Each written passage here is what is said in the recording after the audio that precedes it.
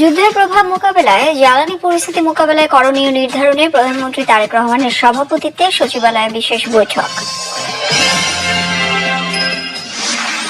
মহান স্বাধীনতা দিবস ও জাতীয় দিবস উপলক্ষে স্মারক ডাক টিকিট, খাম, ডাটা কার্ড ও সিলমোহর অবমুক্ত করেছেন প্রধানমন্ত্রী।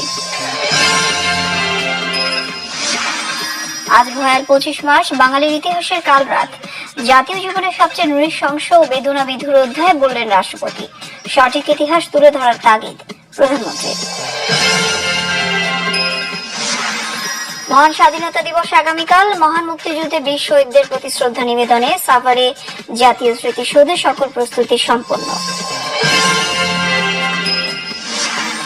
শিশুদের সহায়ক পরিবেশে বেড়ে ওঠা নিশ্চিতে নিরাপদ প্রযুক্তি প্রয়োজন। গ্লোবাল কোয়ালিশন সামিটে প্রধানমন্ত্রী তারেক রহমানের স্ত্রী ডাক্তার জুবাইদা রহমান। উন্নত বিশ্বের সহায়তা প্রত্যাশা।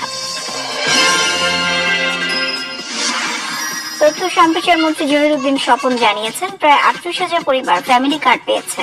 এই কার্ড পাবেন মোট 4,10,00,000 পরিবারের নারী সদস্যরা। দেশের 18তম অ্যাটর্নি জেনারেল হলেন ব্যারিস্টার রুহুল কুদ্দুস কাজল। সুপ্রিম কোর্টের এই সিনিয়র আইনজীবী বিএনপির জাতীয় নির্বাহী কমিটির সদস্য। জীবিকার তাগিদে রাজধানীতে ফিরছে মানুষ। ভিড় বাড়ছে স্টেশন টার্মিনালে। শুক্র শনিবার চাপ বাড়বে ঢাকা অভিমুখী মানুষের। ইরানের মধ্যস্থতাকারীরা তেল গ্যাস উপহার দিতে চায় যুক্তরাষ্ট্রকে, দাবি মার্কিন প্রেসিডেন্টের। ওয়াশিংটনের পক্ষে আলোচনায় ভাইস প্রেসিডেন্ট ও পররাষ্ট্রমন্ত্রী। চলতি মৌসুম শেষে লিভারপুল ছাড়ছেন মিশরীয় ফুটবল তারকা মোহাম্মদ সালাহ। এক্সের ভিডিও বার্তায় সিদ্ধান্তের ঘোষণা।